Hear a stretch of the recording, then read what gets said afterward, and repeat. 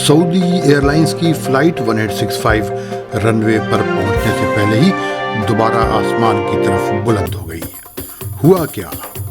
خلیج کی دوسری خبروں کے ساتھ آج یہ بھی بتائیں گے۔ آج منگل کا دن اور دسمبر کی 14 تاریخ ہے۔ عرب دیش کی خبروں کے سننے والوں کو فیض الحق کا سلام۔ سب سے پہلے سعودی عرب۔ جدہ ٹریفک پولیس نے کہا ہے کہ جمعرات یعنی 16 دسمبر کو رات 11 بجے سے جمعہ یعنی 17 دسمبر کو دوپہر 2 بجے تک پرنس ماجد روڈ بند رہے گی، اس لیے کہ اس جگہ ایک پیڈسٹرین برج کا کام ہونا ہے، لہذا متبادل راستہ اختیار کریں۔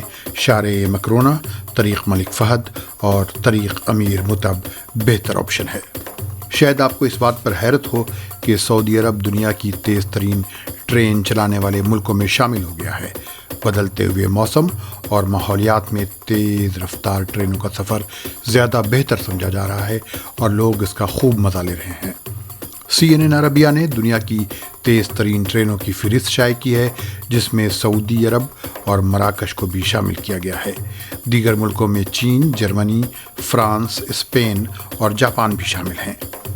آپ کو لگتا ہوگا کہ شدید گرمی اور ریت کے طوفان میں بجلی سے چلنے والی تیز رفتار ٹرینیں مناسب نہیں، لیکن آپ کا اندازہ غلط ہے۔ سعودی عرب کی قطار حرمین یا حرمین ریلوے مکہ اور مدینہ کو ایک دوسرے سے جوڑتی ہے۔ اس نے اپنی 300 کلومیٹر فی گھنٹے کی رفتار سے یہ سفر آسان اور آرام دہ بنا دیا ہے۔ ریگستان کے ٹیمپریچر میں جو 50 ڈگری سیلسیس تک ہوتا ہے، اس 450 کلومیٹر کے سفر کے لیے 35 ٹرینوں کو خاص طور پر موڈیفائی کیا گیا ہے۔ حرمین ریلوے جو 2018 میں شروع ہوئی تھی، اس سے سالانہ 6 کروڑ لوگ سفر کرتے ہیں اور یہ مکہ اور مدینہ کے درمیان سفر کا سب سے پسندیدہ ذریعہ ہے۔ سعودی دارالحکومت ریاض میں گلف کوآپریشن کونسل یا خلیجی مجلس تعاون کا سربراہ اجلاس ہو رہا ہے۔ خلیجی ملکوں کے سربراہان اس اجلاس میں شرکت کے لیے ریاض پہنچ رہے ہیں۔ اسی اجلاس میں ان ملکوں کے درمیان علاقائی تعاون کے مزید امکانات اور طریقوں پر غور کیا جائے گا۔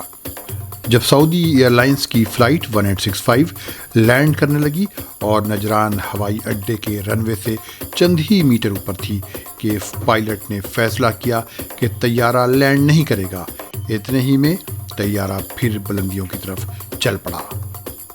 اس واقعے سے مسافروں میں شدید خوف و ہراس کی کیفیت پیدا ہو گئی۔ مسافروں نے اس بات پر حیرت کا اظہار کیا کہ خاص طور پر اس وقت جب طیارہ لینڈ کر رہا تھا، کنٹرول ٹاور سے درست طریقے سے رابطہ نہیں رہا تھا۔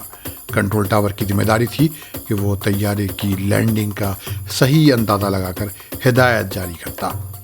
مسافروں نے بتایا کہ بھلا ہو کیبن کریو کا، جس نے انہیں دلاسا دلایا اور ان کا ڈر کم کیا، لیکن وہ اس واقعے کی تحقیقات کا مطالبہ کر رہے ہیں۔ اب چلتے ہیں امارات۔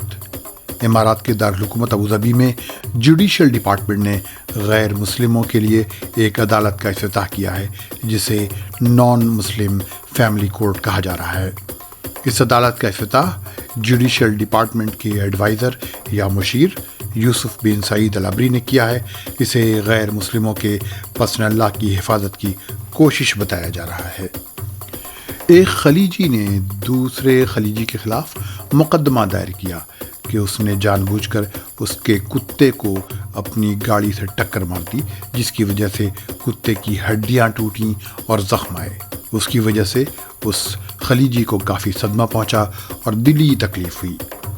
راس الخیمہ کی عدالت نے اس مقدمے کی سماعت کی اور مدعا علیہ کو حکم دیا کہ وہ کتے کے مالک کو 16,500 درہم ہرجانے کے طور پر ادا کرے۔ مدعا علیہ نے کہا کہ اس حادثے میں اس کی کوئی غلطی نہیں تھی۔ کتا سڑک پر اکیلا جا رہا تھا اور اس کی کار کافی آہستہ چل رہی تھی جب یہ حادثہ پیش آیا۔ بحرین کے مالیاتی جرائم کی عدالت نے ایک خاتون کو 3 سال قید اور 10,000 دینار جرمانے کی سزا سنائی ہے اور اس کے پاس سے 1,20,000 دینار کے قریب رقم ضبط کی ہے اور اسے سزا کے بعد ملک چھوڑنے کا حکم بھی دے دیا ہے۔ اس خاتون پر منی لانڈرنگ کا الزام ہے۔ کویت کی ایک عدالت نے ملک کی منسٹری آف انٹیریئر یعنی وزارت داخلہ کو حکم دیا ہے کہ وہ ایک کویتی خاتون کو 4,000 دینار ہرجانے کے طور پر ادا کرے، کیونکہ اسے اس الزام میں گرفتار کیا گیا تھا جس کا کوئی ثبوت نہیں تھا اور اس کی گرفتاری کی ضرورت بھی نہیں تھی۔ ترکی میں غیر ملکیوں کے ہاتھوں مکانات کی فروخت میں غیر معمولی اضافہ ہوا ہے۔